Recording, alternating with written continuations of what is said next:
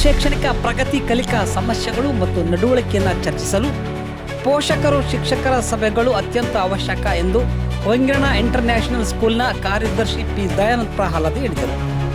ಹೊಂಗಣ ಶಾಲೆಯಲ್ಲಿ ನಡೆದ ಈ ವರ್ಷದ ಮೊದಲ ಪೋಷಕರ ಸಭೆಯಲ್ಲಿ ಮಾತನಾಡಿದ ಅವರು, ಬೆಳಗ್ಗೆ 9ಕ್ಕೆ ಮಕ್ಕಳು ಶಾಲೆಯೊಳಗೆ ಇರುವಂತೆ ನೋಡಿಕೊಳ್ಳಬೇಕು. ಮಕ್ಕಳು ಉತ್ತಮವಾದ ಸಮವಸ್ತ್ರದೊಂದಿಗೆ ಶಿಸ್ತುಬದ್ಧವಾಗಿ ಬರಬೇಕು.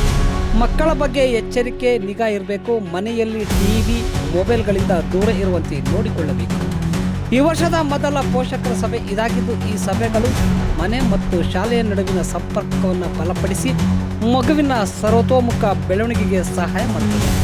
ಮಗುವಿನ ಶಕ್ತಿ ಮತ್ತು ದೌರ್ಬಲ್ಯಗಳ ಬಗ್ಗೆ ಶಿಕ್ಷಕರೊಂದಿಗೆ ಮುಕ್ತವಾಗಿ ಮಾತನಾಡಲು ಈ ಸಭೆ ಅತ್ಯಂತ ಪ್ರಮುಖವಾಗಿದೆ.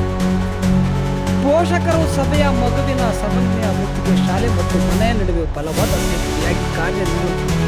ಕೆಲವೊಂದು ಡಿಸ್ಕಷನ್ಸ್ ಮಾಡ್ತೀನಿ, ಅವೆಲ್ಲವನ್ನು ಕೂಡ ದಯವಿಟ್ಟು ತಾವು ಚಾಚು ತಪ್ಪದೆ ನಿಮ್ಮ ಮಕ್ಕಳಿಗೆ ಅಸಿಸ್ಟ್ ಮಾಡಿ, ಕರೆಕ್ಟ್ ಟೈಮಿಗೆ ಬರೋಂಗೆ, ಕರೆಕ್ಟ್ ಟೈಮಿಗೆ ಅಸೈನ್ಮೆಂಟ್ ಸಬ್ಮಿಟ್ ಮಾಡೋಂಗೆ, ಕರೆಕ್ಟ್ ಟೈಮಿಗೆ ಯೂನಿಟ್ ಟೆಸ್ಟ್ ಮಾಡೋಂಗೆ ಅದೆಲ್ಲ ಮಾಡಬೇಕು. ಮತ್ತು ಈ ವರ್ಷದ ಹೊಸ ಏನು ನಾವು ಇಂಪ್ಲಿಮೆಂಟೇಷನ್ ಮಾಡ್ತಾ ಇದ್ದೀವಿ ಅನ್ನೋದನ್ನು ಕೂಡ ನಾನು ಹೇಳ್ತಾ ಹೋಗ್ತೀನಿ.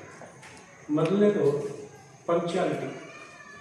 ಯಾವಾಗಲೂ ಕೂಡ ಶಾಲೆಗೆ ಸರಿಯಾದ ಸಮಯಕ್ಕೆ ಬರಬೇಕು. ನಮ್ಮ ಶಾಲೆ ಬಂದ್ಬಿಟ್ಟು ಕರೆಕ್ಟು 9:25ಕ್ಕೆ ನಾವು ವಿದ್ಯಾಭಾರತಿ ಅನ್ನೋದು ಒಂದು ರಾಷ್ಟ್ರ ಮಟ್ಟದ ಒಂದು ಶೈಕ್ಷಣಿಕ ಸಂಸ್ಥೆ. ಆ ಶೈಕ್ಷಣಿಕ ಸಂಸ್ಥೆ ಜೊತೆಗೆ ನಾವು ಒಡಂಬಡಿಕೆ ಮಾಡ್ಕೊಂಡಿದ್ದೀವಿ. ಸೊ ಅಲ್ಲಿ ಏನು ಅಂದರೆ ಸರಸ್ವತಿ ವಂದನ ಬೆಳಗ್ಗೆ ಮಾರ್ನಿಂಗ್ ಎವ್ರಿ ಪರವಾಗಿಲ್ಲ, ನಮಗೆ ಶಿಸ್ತು ಮುಖ್ಯ.